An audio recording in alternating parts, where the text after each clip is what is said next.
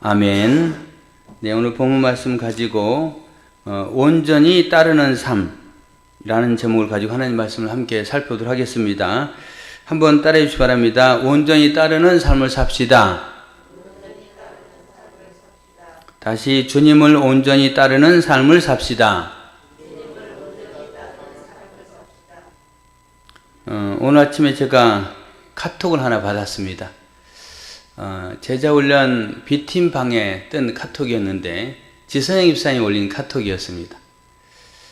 그래서 이제 그 카톡 해가지고 거기에 이제 타이틀만 뜨잖아요. 지선영 집사님. 10시에 지선영 집사님의 카톡이 떴어요. 제 마음이 어땠을까요? 궁금했을까요? 어땠을까요? 궁금한 게 아니고 덜컥 겁이 났습니다. 왜 겁이 났냐면 저는 주일날 아침에 성도들한테 전화가 오면 좀 겁이 납니다. 네. 10시에 카톡이 왔다. 혹시 지성희 집사님도 오늘 아파서 못 나오겠다는 건가? 이런 생각이 드는 거예요. 그럼 큰일 나는데 오늘 현 집사님도 안 올 건데 그럼 지성희 집사님도 안 오고 그럼 반주 어떻게 해? 이런 생각이 드는 거예요.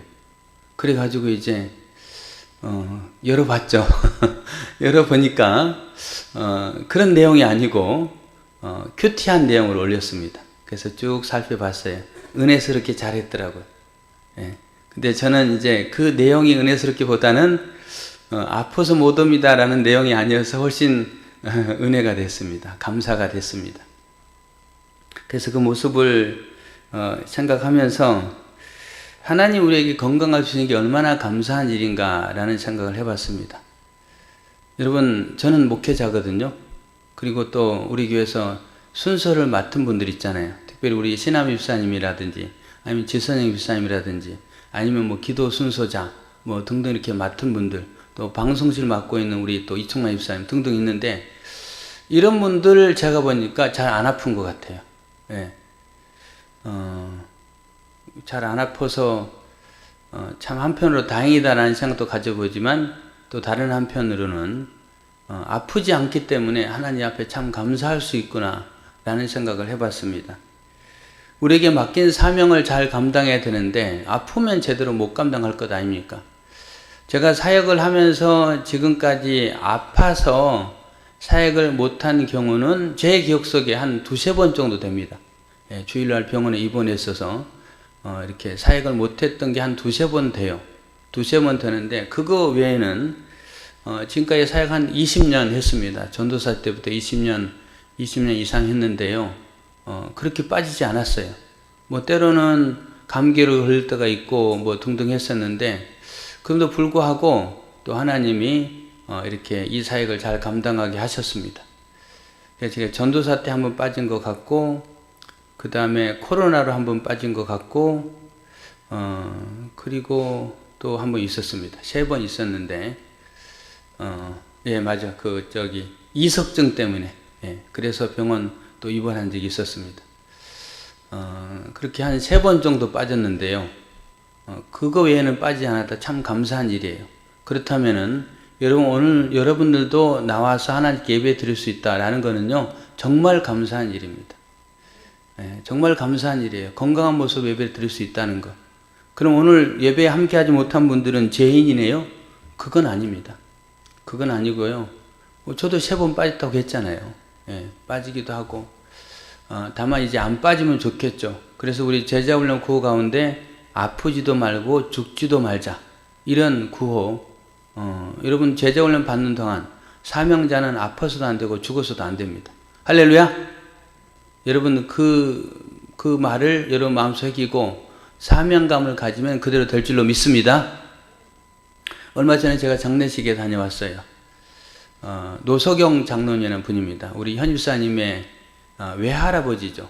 예, 그분을 통해서 신앙 영향도 많이 받았고 또 그분을 통해서 이렇게 기도도 많이 받았고 그분 아래서 저나 제 아내가 신앙적으로 자란 그런 시간들을 가졌습니다. 근데 그분이 어느 수요일 저녁에 목사님 대신 설교를 한 적이 있어요. 예, 저는 20대죠. 설교를 한 적이 있었는데 그분이 그랬어요. 자기는 죽기 전에는 하나님께 나와서 예배를 드린다. 이런 표현을 했어요. 그때 20대였던 저의 모습은 굉장히 감동을 받았습니다. 아, 저분은 그렇게 신앙생활을 하고 있고 그렇게 하고 있구나. 그래서 장례식장에 참여해서 이제 입관 예배에 참석했었는데, 장로님이라든지 아니면은 목사님이라든지 기도하신 분, 설교하신 분, 이런 모든 분들이 이 장로님은 특별한 분이었다 라고 이야기하면서, 그분 연세가 102세 이렇게 사시고 돌아가셨는데 특별한 분이었다 라는 표현을 하면서 그분의 그 믿음의 발자취를 돌아보고 또 이렇게 사람들이 칭찬하는 그런 모습들을 살펴봤습니다. 이분의 직업은 뭐냐면요, 젊었을 때는 제가 모르겠고 연세 드신 다음에 장례사 했습니다. 장례사. 그 장례식장에 가서 온갖 꾸준히 일을 다 하신 분이에요. 그런데 그분의 모습이 참 아름다워 보였습니다. 하나님 앞에 목숨 걸고 신앙생활을 하려고 하는 모습들. 여러분, 우리 그리스도인의 삶의 중심은 뭐냐면, 여러분, 우리 그리스도인의 삶의 중심은 예배입니다. 예배. 삶의 중심은 예배예요. 포커스가요, 예배의 포커스가 맞춰져 있어야 됩니다. 왜 예배의 포커스가 맞춰져 있어야 될까요? 그거는 여러분, 하나님 우리를 창조하신 목적, 그 다음에 하나님이 우리를 택하신 목적이 뭐냐면은 하나님 앞에 예배 드리기 위해서 우리를 창조하셨다는 거예요. 할렐루야? 여러분, 아멘 소리가 작네요. 네, 할렐루야? 하나님 우리를 예배 드리기 위해 창조하셨습니다. 이게 하나님 우리를 창조하신 목적이에요. 네, 우리가 이 땅에서 복을 받아 행복하게 사는 게 목적? 아니요. 그거는 두 번째 목적이고요. 예배 잘 드리게 하기 위해서 그런 목적들을 준 거예요. 그렇다면요, 여러분, 정말로 예배는요, 목숨 걸고 사수해야 됩니다. 예. 여러분, 가끔 몸 아플 때 교회 못 오기도 하고, 코로나 때 그때는 뭐 특별한 상황이었죠. 만약에 그때 나오면은 사람들한테 눈치를 받으니까. 근데 그거 외에는 나와서 예배 드려야 되는 거예요. 왜? 우리의 목적이 하나님이 나를 예배 드리기 위해서 나를 부르셨기 때문에. 예. 이 부분을 분명히 우리는 기억해야 됩니다. 그렇다면은 오늘 이제 말씀으로 들어가겠는데요. 우리를 창조하신 목적이 예배다. 그 목적을 위해 살아가야 된다. 근데 그 목적을 이루기 위해서는 우리가 건강해야 되고, 그 다음에 또 물질적 어려움 당하지 않아야 되고, 가정이 평안해야 되고, 이런 모든 부분이 필요한 거예요. 여러분, 그렇지 않겠습니까? 내 가정이 평안해야 하나님 앞에 나와서 예배 드릴 수 있잖아요. 내가 건강해야 예배 드릴 수 있잖아요. 내가 환난을 당하지 않아야 예배 드릴 수 있잖아요. 그게 그 삶이 어떤 삶일까? 제가 보기에는요, 그 삶이 복된 삶이다 라고 생각합니다. 복된 삶. 오늘 여러분 하나님께 예배 드린 것도 복된 삶이에요. 그리고 그 복된 삶이 주님 앞에 가는 날까지 우리 모두, 오늘 온라인으로 예배 드리는 모든 분들도 다 같이 그런 은혜가 임하기를 바라겠습니다. 오늘 본문 말씀을 통해서 어떻게 하면 우리가 복된 삶을 살아갈 수 있는가 라는 부분들을 한번 살펴보도록 하겠습니다. 오늘 민수기 32장 6절로 12절 말씀을 읽었는데요.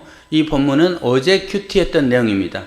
오늘 큐티는 민수기 32장 20절로 42절 내용인데, 민수기 32장 전체는 하나의 내용이기 때문에 그 내용 가운데 오늘 설교의 제목을 따라서 그 내용이 포함되어 있는 오늘 본문 6장부터 12절까지 11절과 12절에 온전함이라는 표현이 있는데, 그래서 오늘 본문을 함께 읽었습니다.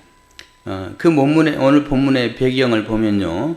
여러분, 민수기 31장에 이제 그 가나안 땅을 들어가기 위해서 요단강 동편 땅에서 이제 거의 마지막에 있었던 일들을 기록합니다. 31장은 미디안과의 전쟁이죠. 그 전쟁의 모습이 어떤 부분이 있습니까? 이스라엘 백성들이요, 출애굽한 후에 광야 길을 지납니다. 그리고 요단강 서편 땅, 하나님이 약속해 준 땅은요, 요단강 서편 땅이에요. 그 서편 땅에 들어가기 위해서 그들은 요단강 동편으로 이동했습니다. 동편으로 이동해서 동편에서 이제 요단강을 지나 서편 땅으로 들어갑니다. 그런 과정 속에 요단강 동편에서 여러 가지 일들을 만나게 되죠. 어떤 일입니까? 아모리 왕 시온과의 전투가 있었고, 바산 왕 옥과의 전투가 있었고, 또 모압과의 전쟁, 사실 전쟁했다 할 수 없지만 모압 왕 발락이 이제 이스라엘 저주하려고 하는 그런 일이 있었잖아요. 그래서 모압과의 전쟁이라 표현하겠습니다. 모압과의 전쟁, 그 다음에 미디안과의 전쟁, 이런 모습들이 전개가 됩니다. 그런 여러 가지 사건들이 펼쳐졌고 민수기 31장에는 이제 마지막 미디안과의 전쟁이 펼쳐졌습니다. 미디안과의 전쟁이 펼쳐졌고 그 전쟁에서 대승합니다. 대승. 하나님 얘기하셨죠. 이스라엘 군사 12,000명의 전쟁에 동원됐지만 그 중에서 충난 사람은 한 명도 없었다라고 그들은 이제 조사를 하면서 깨닫게 됩니다. 하나님이 완벽한 승리를 하게 하셨다는 거예요. 그리고 그들은 전쟁의 노획물을 얻게 됩니다. 전쟁의 노획물 가운데 나와 있는 숫자가 가축들의 숫자, 사람의 숫자가 기록되어 있습니다. 그래서 가축들의 숫자에 보면은 양이 67만 마리를 노획했다라고 되어 있고 소가 7만 마리, 나귀가 6만 마리 이렇게 기록되어 있습니다. 뒤에 이제 숫자도 있긴 하지만 그러면은 67만, 그 다음에 7만, 그 다음에 6만을 더하면은 얼마죠? 80만 마리. 가축 80만 마리를 노획했습니다. 그 다음에, 여자들, 남자와 동침하지 않는 여자 포로가 3만 2천 명, 포로로 잡혔습니다. 그리고 나중에 그 80만 마리, 그 마리를요, 균등하게 분배합니다. 전쟁에 나갔던 사람들을 중심으로 절반, 그 다음에 전쟁에 나가지 않았던 회중들을 중심으로 절반, 그렇게 나눠요. 나누는데 여러분 이스라엘의 숫자가 장정의 숫자만 하면 60만 명 이상 했잖아요. 60만 한 700명 정도가 됐는데 이제 노획한 숫자가 80만 마리다. 그러면 1인당 한 마리씩 갔다. 뭐 이렇게 생각해 볼 수 있는 거예요. 1인당 한 마리씩 갔고 여러분 그러면 우리 가족 수가 5명이다. 그러면은 5마리가 우리의 우글우글 되는 거예요. 노획한 거. 그리고 원래 있었던 그런 이제 가축들도 있습니다. 그러면 그 가축들 포함해서 굉장히 많은 거예요. 그리고 여러분, 그 가족 단위 말고 조금 이제 뭐 부족 단위 아니면은 뭐 이렇게 가문 단위 하면은 온통 이제 뭐 그냥 양 울음소리, 소 울음소리, 낙이 울음소리 뭐 여기에 이제 포함 안 되는 부분도 있죠. 어떤 부분입니까? 낙타도 포함 안 됐고 뭐 다른 것도 포함 안 됐어요. 그거는 적은 수기 때문에 어쩌면 코끼리도 있을 수 있어요. 이런 것도 있는데 그런 건 포함 안 돼서 숫자가 많지 않으니까. 하여튼 그런 모든 숫자를 다 나눴어요. 그 결과에 대해서 오늘 32장 1절에 이렇게 얘기합니다. 루벤 자손과 갓 자손은 심히 많은 가축대를 가졌더라. 심히 많은 가축대를 가졌더라. 여러분 루벤 자손과 갓 자손이 심히 많은 가축대를 가졌더라라고 표현합니다. 그들만일까요? 제가 보기에는 그들뿐만이 아니고 모든 이스라엘 백성 전체가 다 심히 많은 가축대를 가졌을 것 같습니다. 이렇게 많은 가축대를 가졌는데 그 가운데 오늘 본문에 등장하는 두 지파 루벤 지파와 갓 지파 이들은 이제 이스라엘 그 행군 대행이라든지 아니면은 그 광야에서 잠깐 행진을 멈췄을 때 그 진영을 보면요 좀 근거리에 있습니다. 루벤 지파하고 갓 지파가 같이 있는 건 아니지만 세 지파 묶었는데 같이 묶지는 않았어요. 그런데 근거리에 있어요. 이렇게 근거리에 있어서 서로 이제 얼굴 보고 대화 나눌 수 있는 거예요. 그러다가 두 지파가 이제 생각을 합니다. 모여서 야 우리 가축들이 되게 많은데 이거를 요단강 서편까지 끌고 가는 거는 사실 쉬운 건 아닌 것 같다. 그런데 여기 지금 우리가 정복한 미디안 그 나라의 땅들을 보니까 뭐 이젠 전쟁하는 과정 속에 황폐화가 좀 되긴 했지만 건물들은 황폐화가 됐지만 그 땅들을 보니까 목초지다. 목초지. 뭐 길르앗의 향로라는 말이 성경에 등장하거든요. 그래서 길르앗에는 향로도 많고 그 다음에 또 이 가축들도 잘 키울 수 있는 그런 환경이 조성되어 있는 거예요. 그래서 가축들을 다 요단강 서편까지 데려가기는 쉽지 않고 여기는 좋은 땅이고 그 다음에 나중에 이제 요단강 서편 땅에 들어가야 되는데 정보에 근거한다면 제비뽑기에서 그것을 이제 우리가 분배받는데 그런데 보니까 그 땅의 한 절반은 사막 같더라. 사막.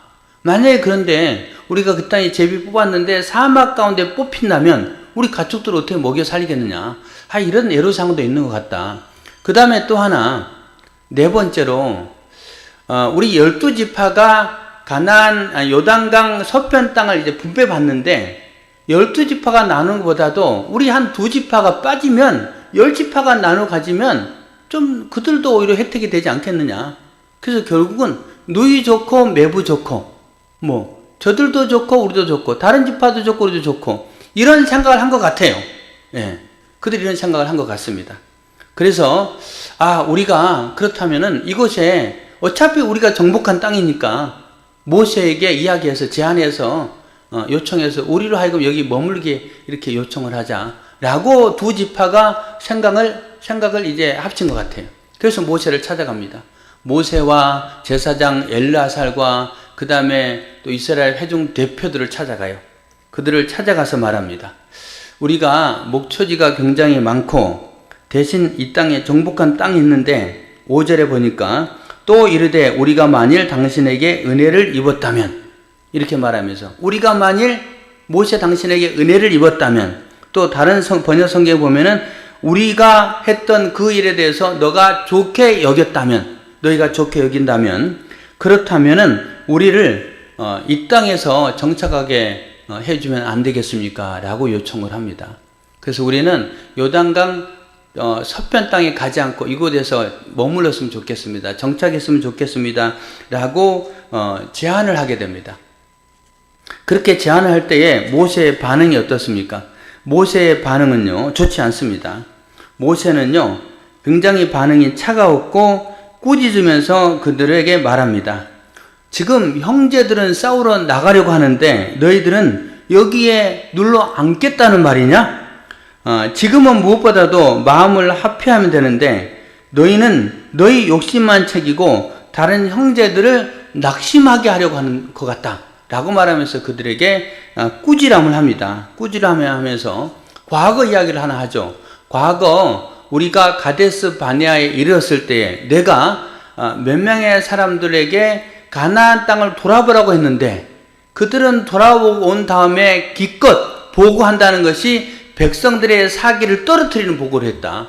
그래서 결국은 그 말을 듣는 하나님께서 진노하셔서 20세 이상의 사람들에게 아브라함과 이삭과 야곱에게 약속한 땅에 그들을 들어가지 못하게 하셨다. 그런데 그들의 잘못은 뭐냐? 오늘 11절에 나와 있듯이 그들이 나를 온전히 따르지 않았기 때문이다 라고 모세는 그 2지파에게 말합니다. 그들이 온전히 여호와를 따르지 않았기 때문에 결국 그 땅에 들어가지 못하게 됐다. 다만 그나스 사람 누구의 아들입니까? 예, 제가 자꾸 여분네를 까먹어요. 여분네의 아들 갈렙과 그 다음에 여호수아 그 2 사람은 하나님 앞에 끝까지 온전히 따랐다. 그래서 그들은 그 땅에 들어가지 않았느냐. 그런데 너희들이 그 땅에 안 들어갔다고 하면서 여호와의 명령을 거부함으로 이 백성을 광야에서 다 망하게 하려고 하느냐라고 15절에 이야기를 합니다. 모세가 이 정도 말했으면은 2지파가 들었으면 좋겠는데 듣지 않아요. 듣지 않고 모세에게 조금 더 가까이 나아갑니다. 조금 더 가까이 나아가서 다시 이야기를 합니다. 우리가 이렇게 말한 이유는 먼저 이곳에 그 가축들을 위한 우리를 만들고 그 다음에 우리 어린아이들을 보호하기 위해서 성읍을 이렇게 굳건하게 한 다음에 우리가 선발대가 돼서 요단강 서편 땅을 차지할 때 먼저 앞장서겠습니다. 그래서 이스라엘 모든 지파들이 각 기업을 차지할 때까지 우리가 싸우겠습니다. 다 차지한 다음에 우리는 돌아오겠습니다. 다만 그런 과정 속에 우리는 요단강 서편 땅의 기업은 우리가 요구하지 않겠습니다. 우리는 요단강 동편 땅의 그 땅으로 만족하겠습니다. 라고 이야기를 합니다. 모세가 한 번 이야기했는데 그들이 다시 자기들의 이야기를 한 번 더 강조를 하는 겁니다. 모세는 생각했을 겁니다. 저들의 생각이 확고하구나. 저들의 생각을 바꿀 수가 없는 것 같구나. 라고 해서 모세는 그들에게 2번째 말을 하죠. 2번째 말하는 게 20절부터 26절까지 쭉 기록됩니다. 거기에 내용이 무슨 말입니까? 너희가 약속한 대로 먼저 무장하고 그리고 앞장서서 그 요단강 서편 땅을 정복하는 부분에 하나님이 그 땅을 정복하는 때까지 너희들이 앞장선다면 너희가 이곳에서 너희들의 어린 자녀들을 위해서 성읍을 짓고 그 다음에 가축들을 위해서 우리를 만들고 그리고 행해라. 그러면은 너희들의 그 제안 요청을 받아들이겠다라고 말을 합니다. 그래서 결국은 그런 부분에 통과가 돼서 그들이 이제 요단강 동편 땅을 분배받아요. 그 분배받은 게 이제 30절 이후에 이제 르우벤 지파에게 어디 분배를 했고 갓 지파에게 어디 분배했고 나옵니다. 근데 두 지파가 와서 이야기를 했는데 거기에 갑자기 므낫세 지파가 등장합니다.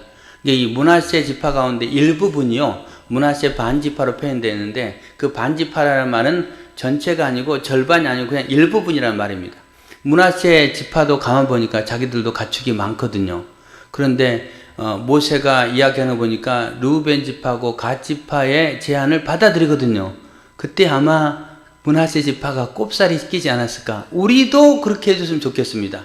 근데 므낫세 지파 가운데는 이제 의견이 갈린 거예요. 아니 그래도 우리가 하나님 약속해 준 요단강 서편 땅에 들어가야지. 그런 사람도 있고 아니 우리 여기 남고 싶어. 그런 사람도 있었던 것 같습니다. 그래서 결국은 남고 싶어라고 한 므낫세 지파 가운데 한 절반 정도 아니면 일부분이 거기 남아요. 그래서 나중에 이제 므낫세 지파가 땅을 차지하는데 오늘 이 민수기 32장 거의 끝부분에 보면은 이제 므낫세 지파 마길이라는 사람이 땅을 차지하는데 그 땅의 이름을 바꾸죠. 누구의 이름으로? 자기들이 차지한 사람들의 이름으로 바꿔갑니다. 그래서 이제 바꾸면서 일이 마무리가 돼요. 여러분 오늘 본문 말씀을 통해서 우리가 오늘 몇 가지 교훈을 생각해 보고자 합니다. 여러분 가장 중요한 거는 오늘 모세는요 이스라엘 백성들 그 르우벤 지파와 갓 지파에게 이야기하면서 그들을 설득하고 있어요. 그들을 꾸짖으면서 한편으로 설득합니다. 꾸짖는 것은 너희가 우리 전체 형제들을 낙심하게 해서 이 광야에서 멸망당하게 하느냐라고 말하면서 꾸짖습니다. 그러면서 모세가 했던 말이 무슨 말입니까? 가나안 땅에 들어가지 못했던 그 사람들은 여호와를 온전히 따르지 아니하였다라고 말합니다. 그러나 가나안 땅에 들어간 사람 여호수아와 갈렙은 하나님을 온전히 따랐다라고 말합니다. 여러분 그래서 모세는 하나님의 마음을 가지고 그들을 설득하고 그들에게 말하는데 무슨 말하고 있냐면은 여호수아와 갈렙과 같이 너희들도 온전히 주님을 따랐으면 좋겠다라고 이야기하는 거예요. 여러분 잘 듣고 있죠? 네, 한 분이 오늘 또 조는 것 같아. 네, 정신을 바짝 차리고 잘 들으시기 바랍니다. 모세가 말하는 거는요, 온전히 따랐다. 이 온전이라는 말은요, 완전이라는 말하고도 그렇게 표현할 수 있고요. 그 다음에 다른 번역성에 보면 철저히 따랐다라고 되어 있습니다. 한번 따라해 주시기 바랍니다. 하나님을 따르되 하나님을 믿되 철저히 믿읍시다. 네, 철저히 일사각오를 가지고 하나님을 믿고 따르는 그것을 말하는 거예요. 네, 그런 부분이 우리에게 필요하다는 겁니다. 철저히. 여러분 하나님을 철저히 완벽하게 따라야 되는데 이들은 나중에 그들이 고백합니다. 우리가 앞장서 싸울 것이고 그 기업을 다 이제 나눠주기까지 우리가 앞장서서 이제 뭐 전쟁하겠습니다라고 말은 해요. 하지만 그들은 하나님이 약속해 주는 그 약속대로 따라간 것이 아니고 자기들의 의견과 생각을 표출한 겁니다. 거기가 하나님 약속해 준 땅은 맞지만 우리가 지금 가축 수도 많고 그 다음에 이 땅은 우리가 어차피 정복했는데 너무 좋은 땅이고 그 다음에 뭐 거기에 다 가서 하면은 또 분배 양도 줄어드는데 우리가 남아있으면 조금 더 낫기도 하고 뭐 등등 여러 가지 말을 통해서 모세에게 말한 거잖아요. 여러분 그들이 말한 그 부분 하나님을 따르지 않겠다고 말한 건 아닙니다. 하나님을 따르겠다고 말했어요. 하지만 그들은 그들의 생각을 가미하면서 온전히 따른 게 아니고 나는 이렇게 따랐으면 좋겠습니다. 라고 그들이 약간 바꾼 거예요. 바꾼 거. 여러분 성경에 보면은 그런 예들을 살필 수가 있습니다. 하나님은 히스기야에게 내가 이제 죽을 것이다. 너의 장례를 준비하라 라고 말하죠. 그때 히스기야가 온전히 따른 모습은 어떤 모습입니까? 네, 알겠습니다. 이제 하나님이 제 생명을 거둬갈 때인 줄 알고 제가 순종하겠습니다. 라고 해야 되는데 히스기야 생각하기에 아직 이 나라가 발전해야 되고 이 나라에 개혁해야 될 게 좀 남아있단 말이에요. 그래서 하나님 앞에 통성으로 금식하며 기도하죠. 하나님, 제 생명을 연장시켜 주십시오. 아직 할 일 있습니다. 제가 그동안 걸어왔던 길 주님 아시잖아요. 열심히 잘했잖아요. 앞으로도 잘할 건데 하나님 저에게 생명을 연장시켜 주세요 라고 이야기합니다. 그런 간절한 히스기야의 기도를 하나님이 응답하십니다. 그리고 히스기야는 14년의 생명의 연장을 받아요. 그런데 그 연장의 시간 동안 결국은 하나님 마음을 아프게 하죠. 왜 그렇습니까? 자기 자신의 군사력을 과시합니다. 바벨론의 사신들에게 군사력을 과시하고 결국은 다 보여준 건 나중에 바벨론이 멸망당할 때 다 뺏겨버리죠. 바벨론은 그 좋은 것들을 다 보고 간 다음에 나중에 침략해서 저걸 우리가 다 가져와야 되겠다 라고 해서 예루살렘 성전도 무너뜨리며 그곳에 있는 모든 성전의 기물도 다 가져가 버립니다. 무기의 무기 다 가져가 버립니다. 만약에 히스기야가 하나님 말씀 앞에 온전히 따랐다면 나중에 히스기야를 평가할 때 그런 비판적인 평가를 받지 않았을 거고 하나님 마음을 아프게 하지 않았을 것인데 라는 그런 안타까운 마음이 들곤 합니다. 여러분, 하나님은 이스라엘 백성들에게 기업의 땅을 다 분배했습니다. 그런데 그 땅에 흉년이 들었어요.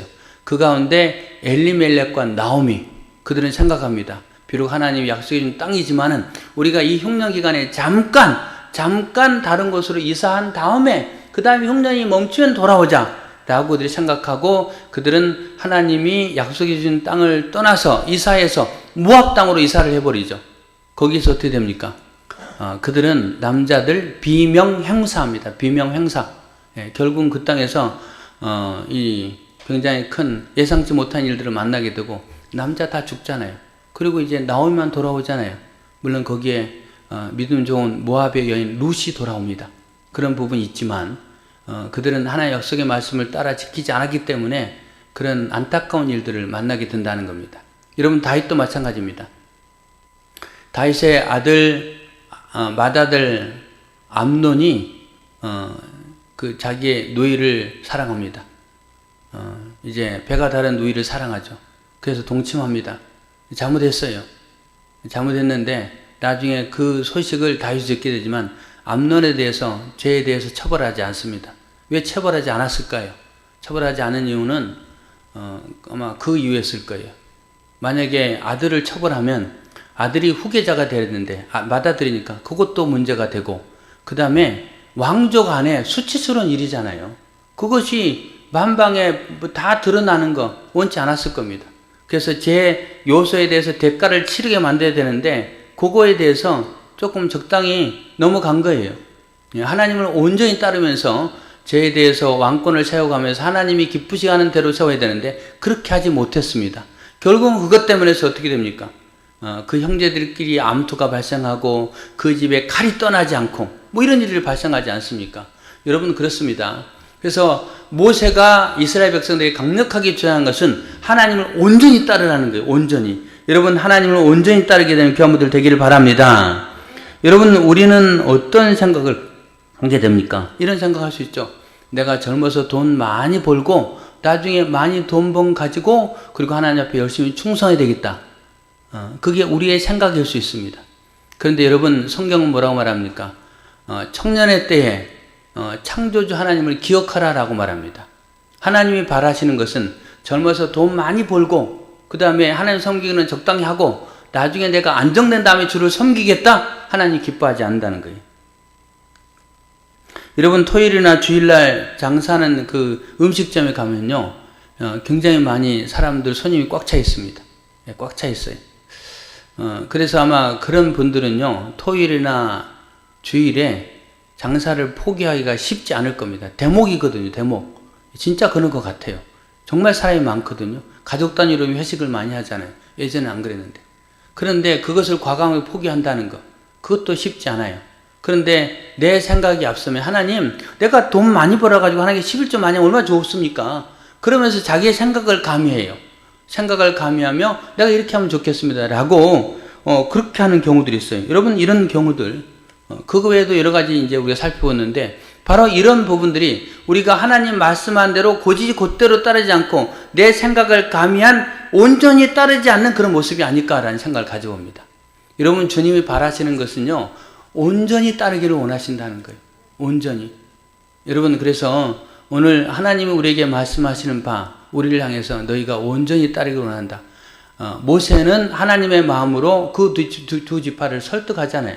근데 두 지파는 설득에 순종하지 않습니다. 자기의 고집을 끝까지 피우고요. 결국은 그들이 그 땅을 차지합니다. 하나님 열심히 섬겼다고 약속은 했지만, 그런데 여러분 나중에 기록에 보면은 그 요단강 동편 땅에 있었던 루벤 지파, 그 다음에 갓 지파, 므낫세 지파의 그 상황이 훨씬 빨리 망합니다. 물론 이제 요단강 서편 땅에 있는 이스라엘 전체 백성은 나중에 망해요. 아수르에 망하고 그 다음에 바벨론에 망하지만 그들은 훨씬 더 빨리 망합니다. 그리고 망하는 과정 속에 다 요단강 서편 땅으로 많이 이주해요. 남아있는 사람들이. 여기에서 우리 안 된다. 이주를 해버립니다. 이주를 해버리고 그렇게 되는 이유는 그 땅에 우상숭배의 모습에 그들이 노출됐고, 나중에 그 입다라는 사사가 이렇게 전쟁에서 이게 돌아온다면 저를 가장 먼저 맞이하는 사람을 하나님 앞에 제물로 바치겠습니다 라고 했잖아요. 그 입다가 바로 길르앗에 살고 있습니다. 그래서 입다는요, 그 요단강 동편 땅에 살면서 요단강 동편 땅에 있던 그 사람들의 그 우상에 이제 보면서 거기에 물들게 되는 혼합주의. 그들의 신앙, 그들이 섬겼던 우상은 그모스라는 우상이었습니다. 그모스는요, 자기 자식을 자기의 신에게 바치는 그런 풍습이 있어요. 그것을 입다가 본 거예요. 그래서 여호와 하나님을 섬기는 신앙과 그들의 신앙이 혼합돼 가지고 결국은 내 자식이 아니고 나를 가장 먼저 맞이하는 사람을 내가 바치겠습니다 라고 하나님 앞에 소원해 버린 거예요. 여러분, 그게 혼합주의 신앙에 이제 물들어 버린 겁니다. 결국은 하나님이 원하시는 건 뭐예요? 저는 그런 생각 해봤어요. 왜 하나님은 요단강 서편 땅, 우리나라로 치면은 경상남도 정도 크기밖에 안 되는 그 땅만 허락했을까? 아니, 더 넓은 거 해줄 수 있잖아요. 더 큰 거. 애굽도 하나님이 차지하게 하고 저 바벨론 저 위에도 차지하게 하면 되는데 왜 하나님이 요 작은 거기만 차지하게 했을까요? 그런 생각이 들곤 해요. 하지만 하나님 입장에서 너무 퍼져 있으면 그런 부분에 하나님 섬기기가 더 힘들 거니까 아마 이렇게 한 곳에 모을지 않았을까? 그래서 경상남북도 정도의 크기밖에 안 되는 그 땅만 너희들이 살아라. 그렇게 하셨던 것 같아요. 근데 그런 과정 속에 하나님 바라시는 건 뭘 거예요? 너희들이 조금 부족하고 조금 약할지 모르지만은 그럼에도 불구하고 내가 명령한 대로 온전히 하나님 섬겼으면 좋겠다 라는 그런 하나님의 뜻이라는 거예요. 그렇다면 여러분, 그렇습니다. 우리가 주를 섬긴다는 거 때로는 내가 손해볼 수도 있고 때로는 내가 불이익당할 수도 있고 더 큰 부자가 안 될 수도 있고 더 크게 성공 안 할 수도 있어요. 하지만 주님이 바라시는 건 뭐냐면요, 우리가 하나님을 온전히 섬기기를 원한다는 거예요. 그 온전히 섬겼던 여호수아와 갈렙이 어떻게 했습니까? 가나안 땅에 들어갔잖아요. 우리도 마찬가지예요. 우리는 영원한 천국을 삼하며 이 땅에서 믿음의 길을 가고 있는데 그 믿음의 길을 갈 때 주님이 우리에게 바라시는 것은 온전히 주를 섬기기를 원하신다는 거, 그 다음에 철저히 주님을 섬기기를 원하신다는 거, 철저히 예배 중심적인 삶을 살기를 원하신다는 거, 이게 하나님의 뜻이라는 거예요. 여러분, 그렇게 살아가는 교회분들 되기를 바랍니다. 이게 모세의 첫 번째 설득이고요. 두 번째 설득은 뭘 말하냐면요, 모세가 오늘 민수기 32장 20절로 26절 말씀까지 이스라엘 백성들에게 너희가 그렇다면 무장하고 앞장서서 전쟁을 싸우라 뭐 등등 쭉 이야기를 합니다. 그러면서 거기에 반복되는 단어가 있어요. 어떤 단어면요, 여호와 앞에서, 한번 따라해주세요. 여호와 앞에서. 예, 이 단어를 계속 반복합니다. 6번 반복합니다. 6번. 여호와 앞에서라는 반복을 해요. 예, 여호와 앞에서라는 단어는 5번 나오는데 또 그의 앞에서라는 단어가 나와요. 그것까지 포함해서 여호와 앞에서입니다. 여호와 앞에서 무장하고 여호와께서 우리에게 약속인 땅을 정복하고 여호와 앞에서 너희들이 행해라 라고 말합니다. 여러분, 그렇다면은 우리가 온전한 삶을 살아가는 것은 여호와 앞에서 살아가는 삶이다 라고 우리는 이야기해 볼 수 있습니다. 여호와 앞에서, 여러분, 그거는 코람데오라는 말이에요. 코람데오. 하나님 앞에서 살아가는 거예요. 하나님 앞에서 나의 삶이 온전한 삶인가 늘 우리가 그것을 점검해 보라는 겁니다. 그래서 모세는요, 그 말을 하고 있는 거예요. 너희들이 여호와 앞에서 행했으면 좋겠다. 너희들이 여호와 앞에서. 아니, 요단강 동편 땅이라는 이게 무슨 말이냐, 안타까운 마음으로 말하는 겁니다. 다만 그들이 끝까지 고집하기 때문에 그러면 뭐 어쩔 수 없는 거죠. 뭐 싸울 거예요, 뭐 할 거예요. 여러분도 마찬가지입니다. 이렇게 우리가 신앙생활 하면서 여러분이 저한테 뭔가 요구할 수 있어요. 그것도 맞지만 제가 이렇게 해서 하나님 섬기겠습니다. 그러면 제가 뭐라고 말하겠습니까? 아, 그렇게 하세요. 그거를 막 제가 막 목숨 걸고 말길 수는 없잖아요. 예, 뭐 몽뚱하게 묶어놓고 그렇게 하면 안 되라고 할 수는 없잖아요. 그렇지만은 모세는 안타까운 마음으로 설득하는 겁니다. 요 앞에서 너희들이 판단했으면 좋겠다. 요 앞에서 너희 행했으면 좋겠다. 그래서 오늘 여러분 두 가지 단어를 생각했으면 좋겠습니다.